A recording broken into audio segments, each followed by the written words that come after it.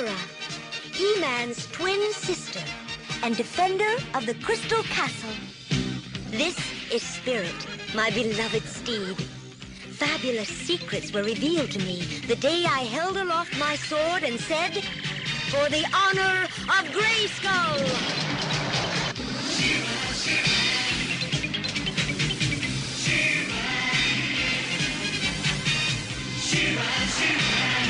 I am She-Ra!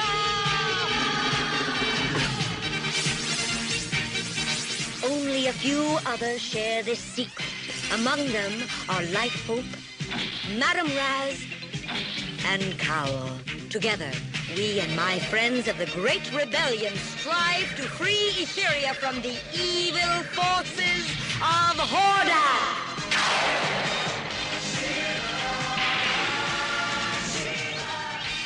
Hello, this is OptimusSolo, and welcome to the 79th chapter in our Powers of Grayskull series. With me for this journey into the Masters of the Universe franchise is TFG1Mike. Hello. Take two.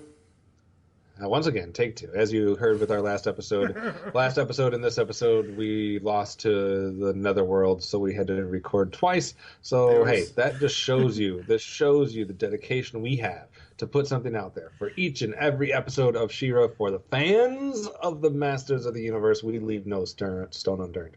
What's a stern? I don't know what a stern is. We leave no stern untoned. Leave that aft alone. Yes, but are you ready? Oh crap! You did not just do that. But are you ready, man? We only have 4 episodes left. So before we go too far into this, I'm not going too far into anything. Yeah, before we go too far into it, just the right amount. Well, I noticed because I'm working nonstop as we're recording this to get all this stuff done before I go on California Christmas vacation. And I will. Yeah, I wish. I will listen to it eventually. But thank God for David Baruffrey, who puts out the results of the top 100 in the comments. So I actually saw some of the cards, and what I've noticed is you guys are up to what? The top 25 at this point. We put out episode 3, which is 50 to 26. Mm-hmm. So far, She-Ra did not make the list. No, you're not paying attention then. Oh, huh? She made the first episode. Oh. Yeah, She-Ra was in the 100 to 76 portion. Ew. Imagine that. So we've had a number of Masters of the Universe characters show up. So She-Ra and Skeletor. Really? So Skeletor showed up. Oh my! If Hordak shows up, that countdown is completely nullified to me. No. How do you really feel? Hordak above Skeletor? That would be so wrong. Well, I mean, Skeletor won the Wars tournament. Damn it! But to give you the exact numbers of where they fell, She-Ra. Let's see. Skeletor fell at number 80.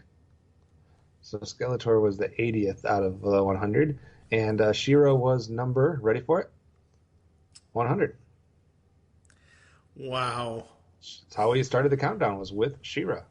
So and here she did make the countdown. Here I was thinking it would have started with like Stewie or Brian or some stupid family. No, She-Ra was number 1. She tied with one other character. What was the other character she tied with? You got to listen to the episode to find out. No, what was the... She-Ra at number 100 and Skeletor at number 80. So 2 Filmation appearances happened in our first episode of the countdown. So if you're interested to hear, go check out the website, and there's a lot of episodes. We come down 100 animated characters, and you can weigh in on it. You can, if it's not about the rankings, it's not about who's there really. It's about the discussion of these characters. So if you want to hear some good banter about animated characters, definitely check those episodes out and let us know what you thought about it, so it can help form our next adventure when we try to do more top 50s and top 100s. But not to get too far sidetracked, back to the idea that we only have 4 episodes left, Mike. 4. Thank God. And that's the approach that we're going with here. All right. So in this episode of Myths of Etheria, we'll be giving you our thoughts on episode 90, Shades of Orko. Interesting title for a She-Ra episode. And episode 91, Assault on the Hive. Somebody grab the you're pepper. Ready. You already made that joke, so we hope you're ready. I'm going to make that joke every time you say it. It's time to go. It's time to go back to Etheria. It's time. We're going back to Etheria, damn it. No, we're not. We're going back to Eternia, damn it. And that too. We're going to both places. We'll be back.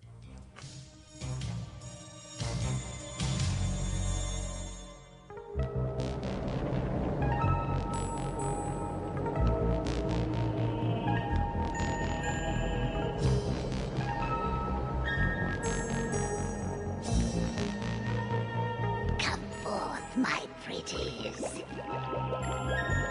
I call you to do my bidding. I'd love to see the looks on those rebels' faces when Shadow Weaver's little beasties attack again so soon.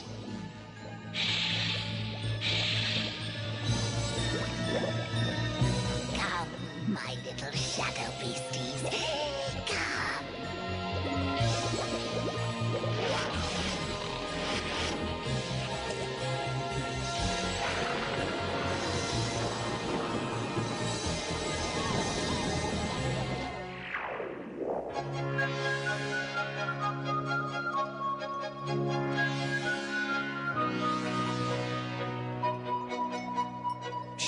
She-Ra! Easy, boy. What is it? It's Shadow Weaver. She sent her shadow beasties to attack Thamor again. She-Ra, what'll we do? We haven't enough rebels to turn back a shadow beastie attack. We'll go to Thamor and do our best. That's what we'll do.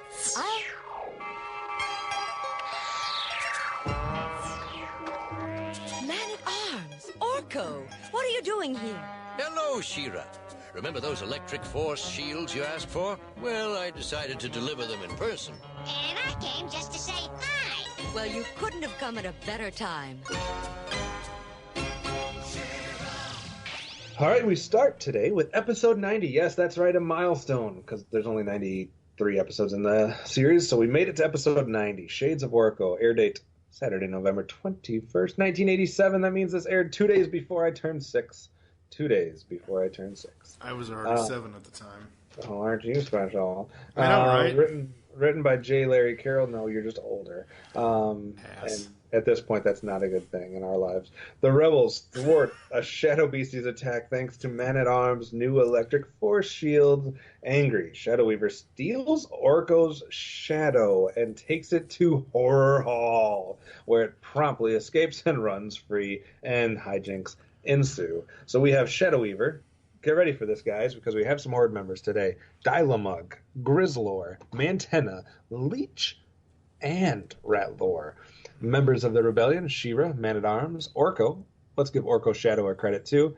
Glimmer, Bow, Light Hope. So we got a plethora of Rebellion and Horde members. Mike, what did you think about Shadow Weaver stealing Orko's shadow? People can't see this because it's audio, but I'm so totally flipping you off from earlier. I don't remember which thing, but there's been many I've said at the course of things. So. Yes. No, I love this. I think this is great. I think this is very interesting. Having Orko and Shadow Weaver be kind of the two main, I don't want to say attractions of the episode, but they kind of almost are. I mean, hell, Orko even has his name in lights, with the title, which is interesting. And I really, really enjoyed this one. I thought this was great. A great episode, a very well-executed plot, very well-written plot. There are probably a couple of things that are nitpicky-ish, but other than that, I really did enjoy it. What about you?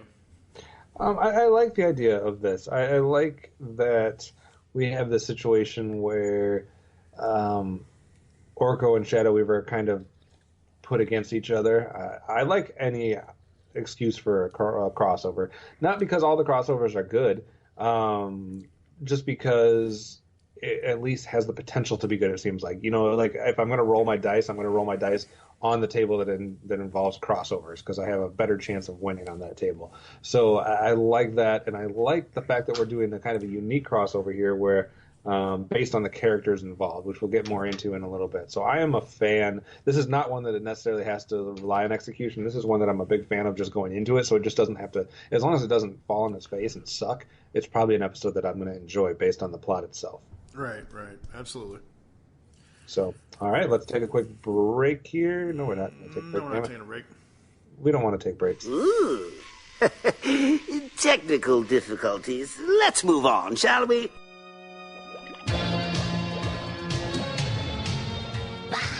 Orko and Man-at-Arms. What meddlers. I'll teach them to come to Etheria and interfere with my schemes.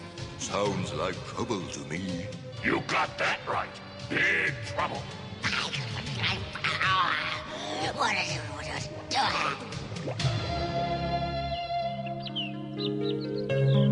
She-Ra, Man-at-Arms, how can we ever thank you for saving us from those awful shadow beasties? That's right. We could never have beaten them without your help. Well, I assure you no thanks are necessary. We Eternians are proud to help the Great Rebellion whenever and however we can. You said it. Why, those horde meanies just make me so mad I could eat.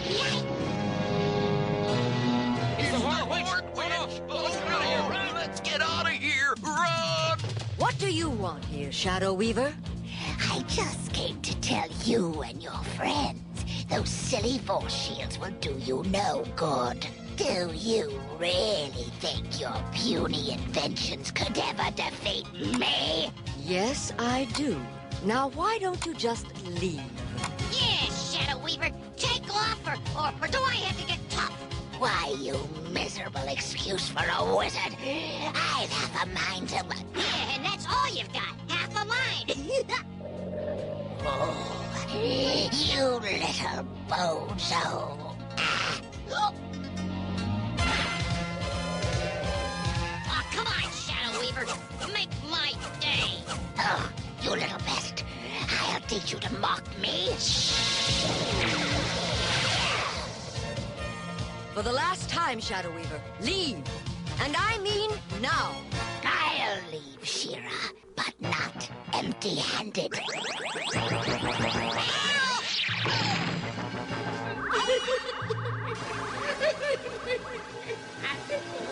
Oh, no. Shadow Weaver stole my shadow. Shadow Weaver, give it back. But you told me to leave. Ta-ta. We're not. Let's get right into Whispering Wood moments. I was going to say, we're not a Kit Kat bar, folks. Let's get right into the Whispering Woods moments. I'll let you go first because I have a lot. I have 4, but I love them all.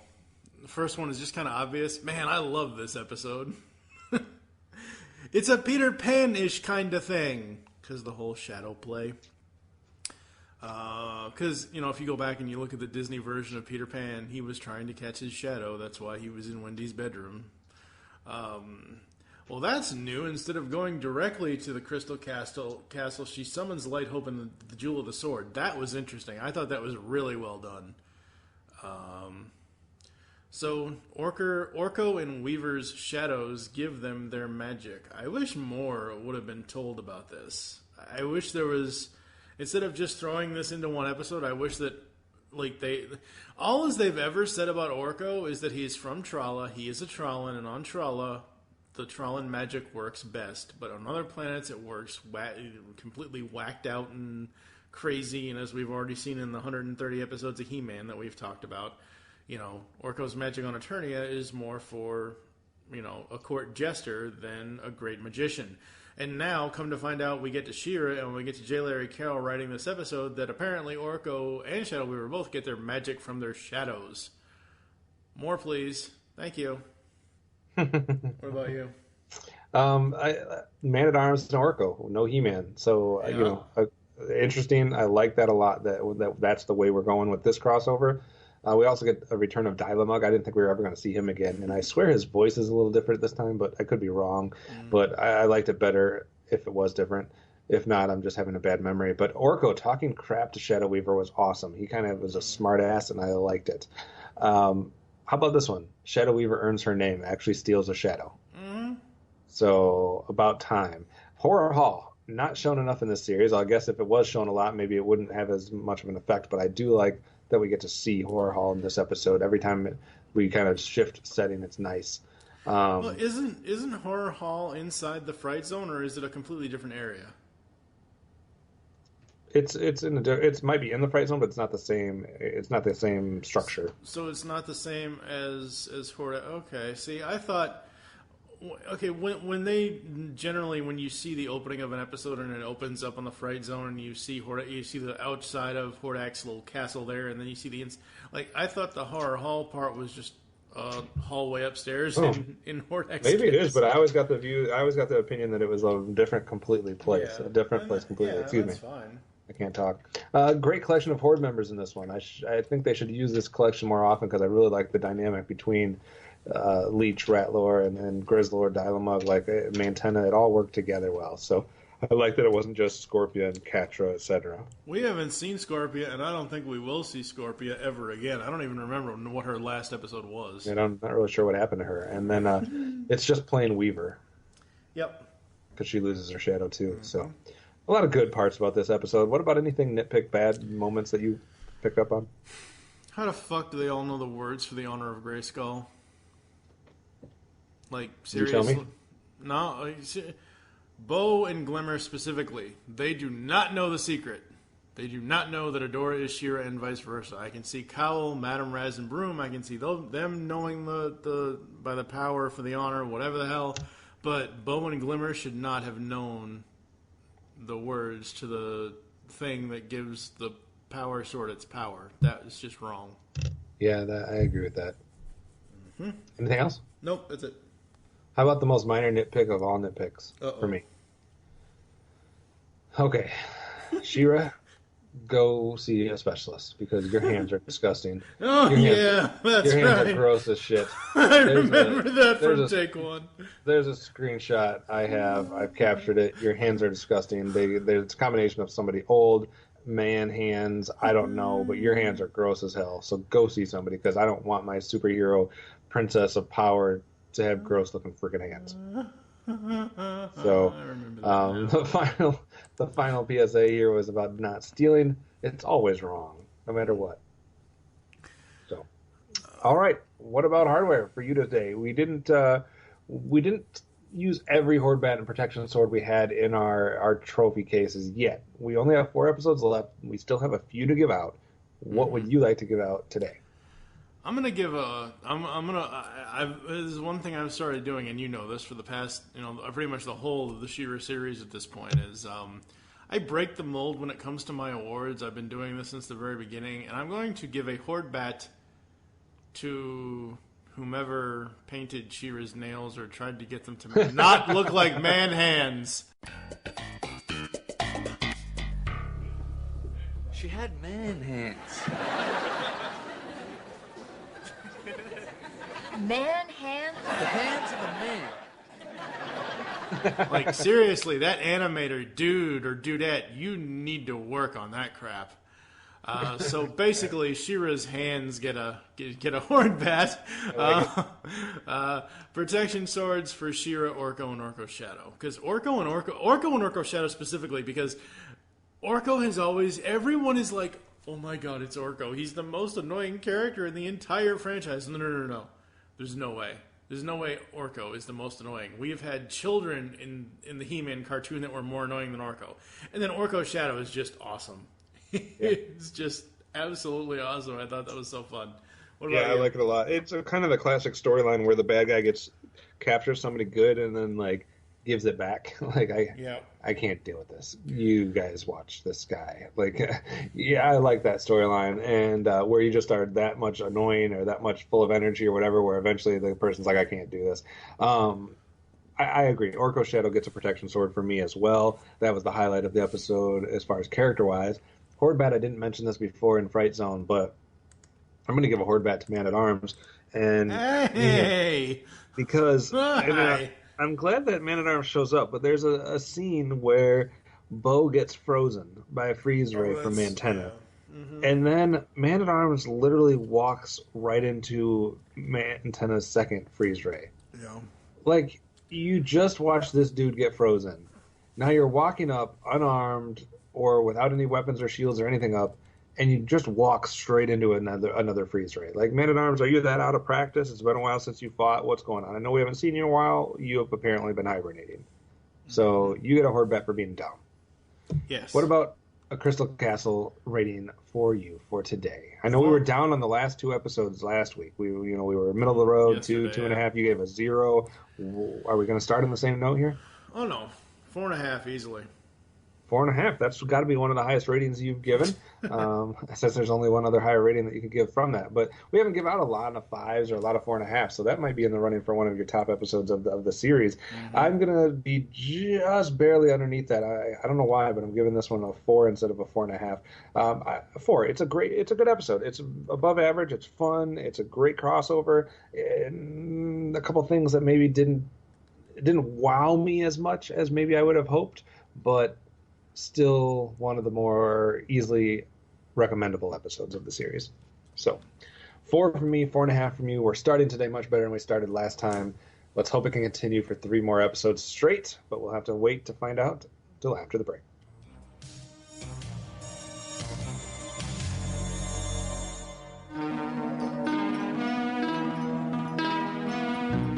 I wish your people well, sweet bee. May your search for a new home be successful. Thank you, Shira. I cannot tell you how much my people and I appreciate what you did for us. We are a peaceful people. Not used to evil. As you remember, when I first came to your planet, I thought it was perfect.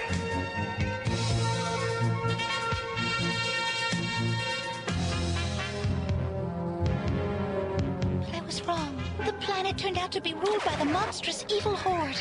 If it were not for the help of you, Shira, and your brother, He-Man.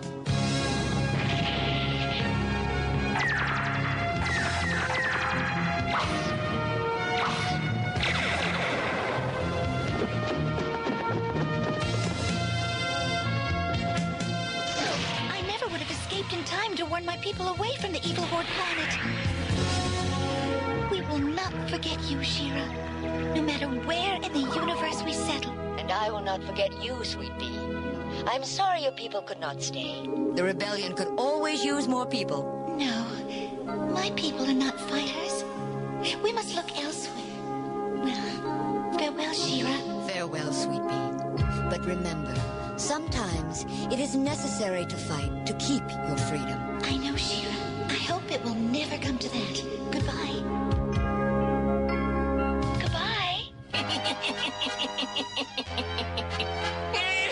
There is the answer to my evil needs.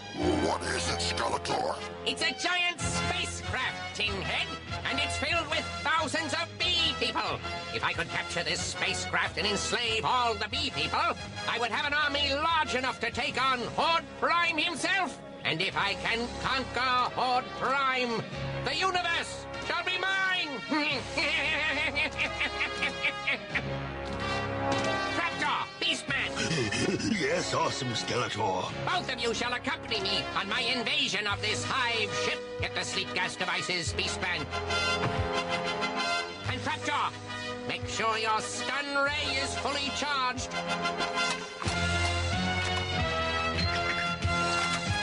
We don't want to hurt anyone, but we will have a lot of bee people to convince.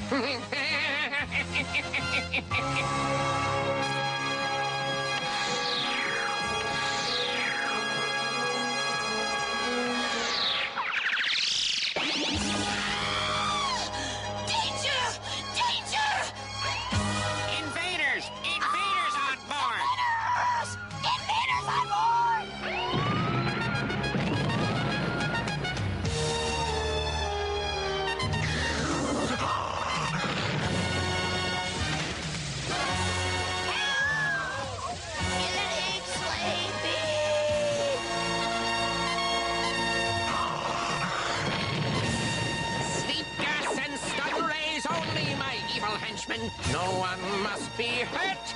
After all, they're going to be joining my army soon. Next up is episode 91, last one for today. We're assaulting the Hive, Air date Saturday, December 13th, 1986. Written by Bob Forward. Skeletor, that's right, Skeletor attacks the spacecraft carrying Sweet Bee's Hive in order to turn the bee people into his slave army. She-Ra calls on He-Man for help. During the space battle, they meet new allies such as Crystal Sundancer and Comet Cat. We have Skeletor, Beastman, Catra, and Trapjaw. We have She-Ra, Natasha, He-Man, Cringer, Sweet Bee, Swift Wind, as well as Drone 7, Comet Cat, Crystal Sundancer, and a few random bee people. So what do you think of our second straight crossover episode? I like it. It's interesting. What do you think of the idea that we're starting with Skeletor? He's seeing something, he's getting involved, and then we see the crossover with, obviously, He-Man also getting involved, but no Hordak, just all Skeletor this time.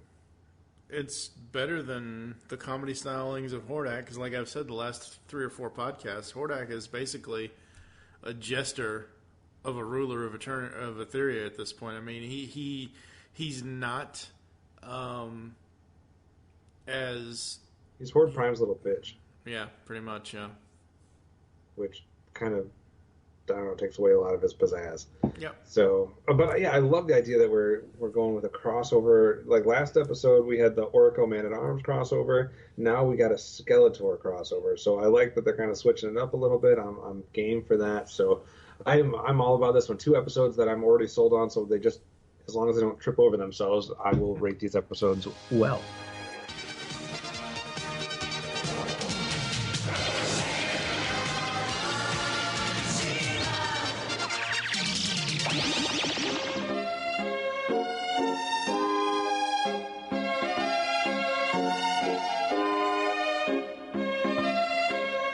Adam, are you sure there are fish in the bottomless abyss?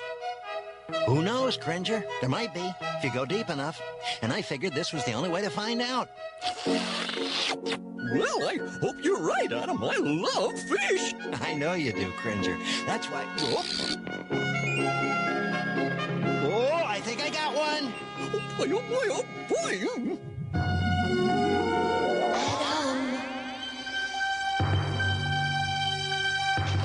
Hey, why'd you drop it? Shh, Cringer. She-Ra's calling me. Adam, can you hear me? I hear you, She-Ra. What's wrong? You sound concerned. Sweet Bee needs help, Adam. From her story, I think that Skeletor and some of his evil crew have captured her people's spacecraft. It's a big job, Adam, and we could sure use He-Man's help. Do you think he can help? He'll be right there, She-Ra.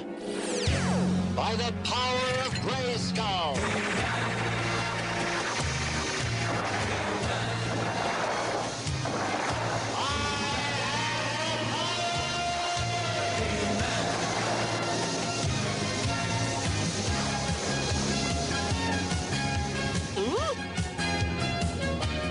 Aren't you gonna do me? Not this time, Cringer. This is a job in space, so I'd better do it without Battle Cat.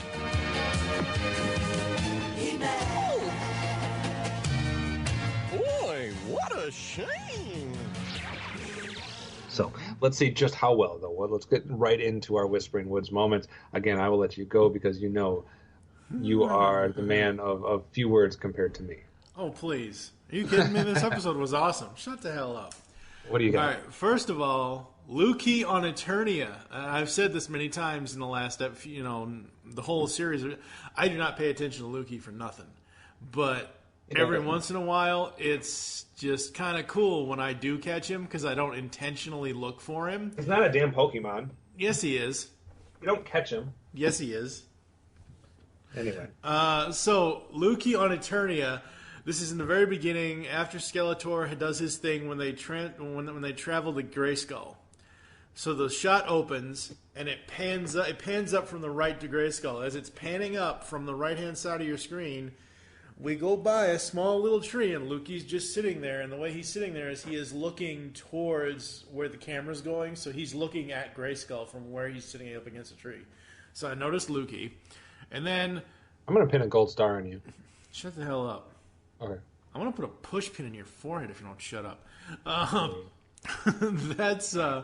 What I thought was really interesting about this episode is that we've seen She-Ra's telepathy before, but apparently now it shows through the sword. That's interesting because she calls to Adam, He-Man, whatever, and the way she sees him is through the jewel in her sword.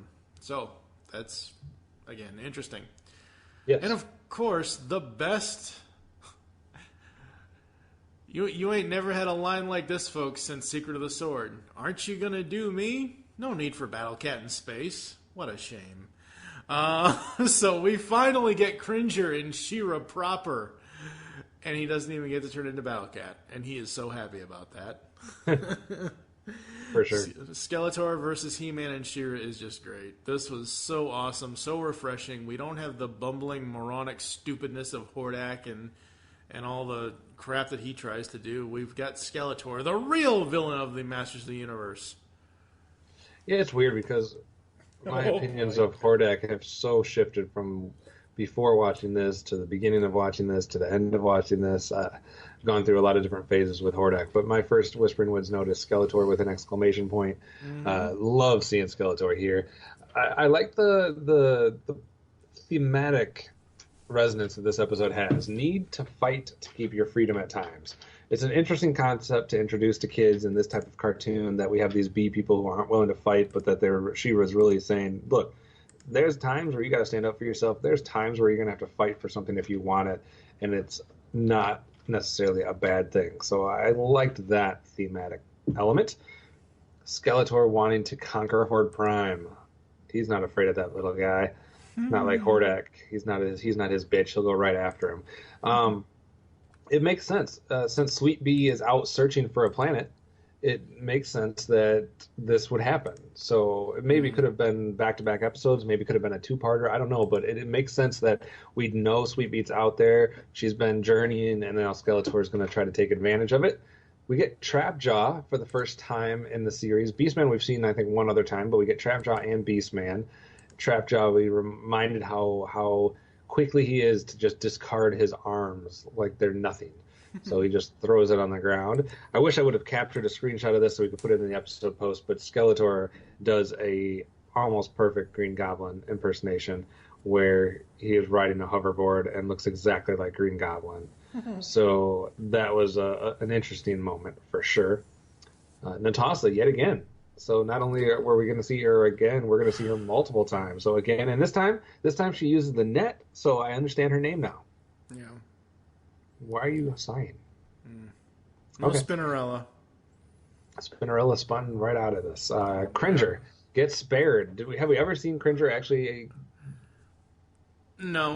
get out of being turned into Battle Cat? No. I love that they actually showed that. They didn't just do the typical, I'm going to ignore that he's even in existence. They actually went to him and said, no, we don't need you.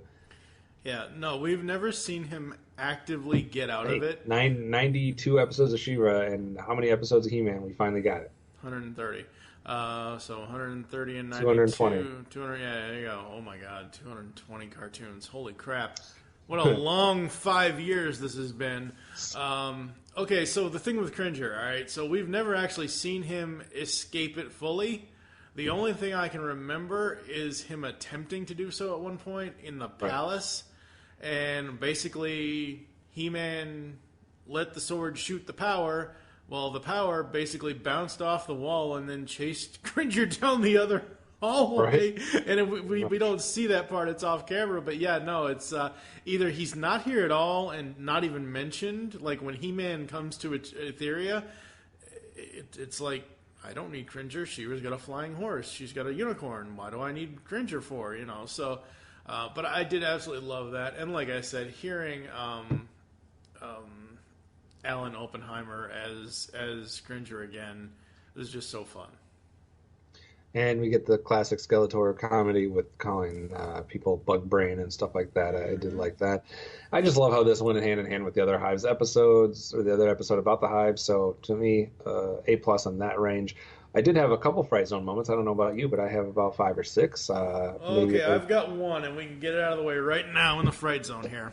And this will kickstart your rant. I know we complain about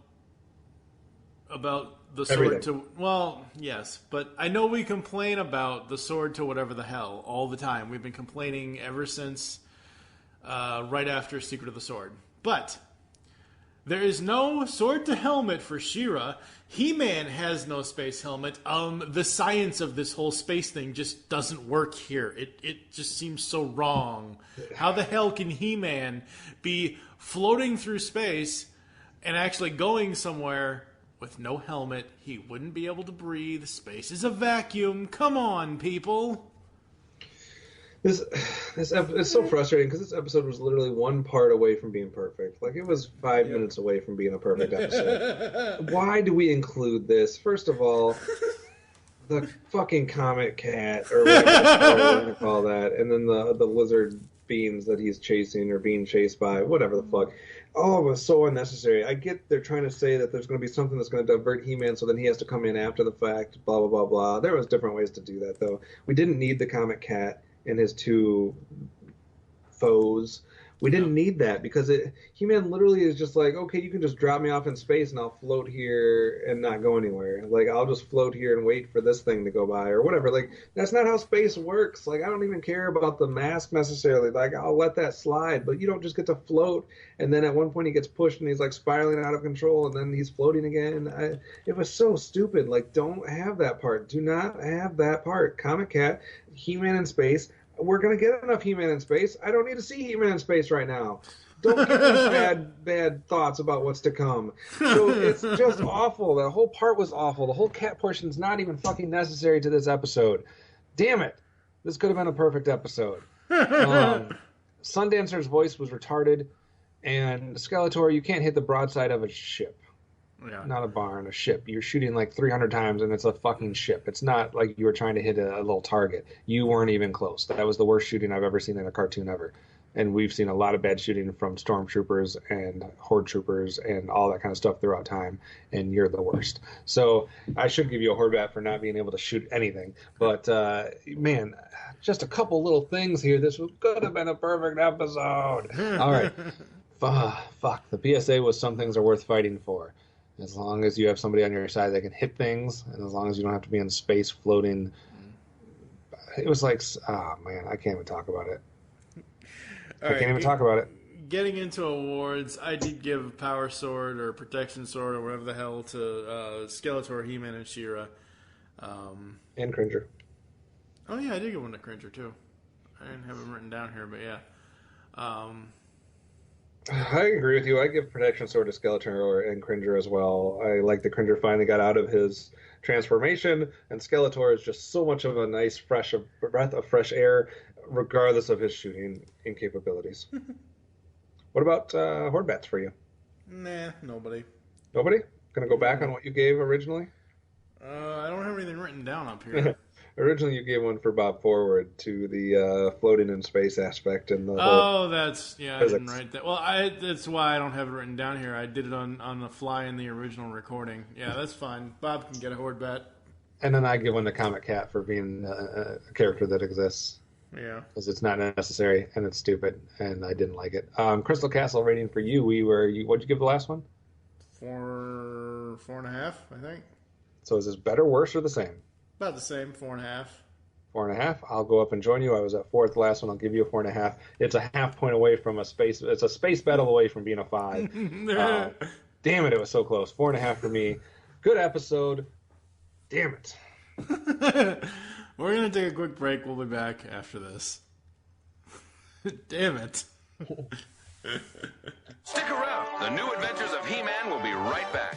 It's Showtime Synergy. The latest review podcast from the Geekcast Radio Network is here. So join TFG1Mike, Nicole Hailstorm, and myself, Lady Rec, as we will be reviewing all 65 episodes of Joe and the Holograms in a 25-episode-long podcast. You can find Showtime Synergy on iTunes and GeekCastRadio.com. We are the truly outrageous podcast that you want to be listening to. Welcome back to the New Adventures of He-Man. All right, we're back here on Myths of Etheria, episode 79. Yes, sir. Yes, okay. And we're almost done, folks. We got 2 episodes left. Well, 2 episodes proper, yes, and then we got the Christmas special. 2 episodes left, and we are on such a better place than we were just 2 episodes ago. Yeah. 2 solid episodes today. 2 4 to 5 point episodes today. Let's just do crossovers from here on out, folks. Yeah, that's not going to happen. Yeah, because the only other crossover we have left is the Christmas special. Damn it. I cursed a few more times in this episode. I'm going out. You're going to have to take me out of this place kicking and screaming. You're going to have to drag me out. I'm going to be calling for crossovers. Damn it. Thank you for listening to Myths of Etheria. If you'd like to get in contact with us, leave feedback for the show, there are several ways to do so. Visit the website, geekcastradio.com. You can comment on this and all over the episode post. Email feedback at geekcastradio.com. Put in the subject line Myths of Etheria and whatever episode number. So for this, obviously, would be episode 79. 79. Thank you. Leave show feedback on iTunes. Please do this. Please help us, folks. We're about to go into space, and that's not going to be cool. We need our iTunes. We need the iTunes to survive. Yes. It's like our breathing mask that the writers won't give us. I know, right? Follow us on Twitter at Geekcast Radio is the network Twitter. You can follow at Pow of GRAYSKULL for the show Twitter. Mine is TFG1Mike. What is your Twitter? My Twitter, the way you can reach me on the Twitter, at OptimusSolo. Become a fan on Facebook. Go to facebook.com/Geekcast Radio Network. We hope you enjoyed the Myth today, and don't forget to join us on our next adventure when we'll be taking a look at the final 2 episodes of the series, The Bibbit Story and Swifty's Baby. Oh, hell no. Okay, first of all, really quick before we get the hell out of here, folks, The Bibbit Story. We're not there yet. No, I'm not talking about the... I know, I'm just the title, okay? Yeah. Take the off. It's basically Bibbit Story. It's...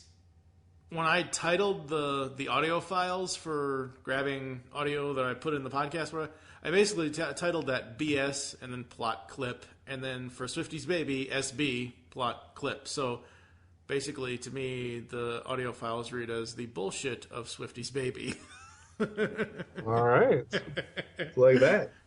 For now, I am TFG1Mike with... the non-crass OptimusSolo. By the power and for the honor of GRAYSKULL, Nobody believed that. Nobody believed that. Dude, you are so beyond not being crass.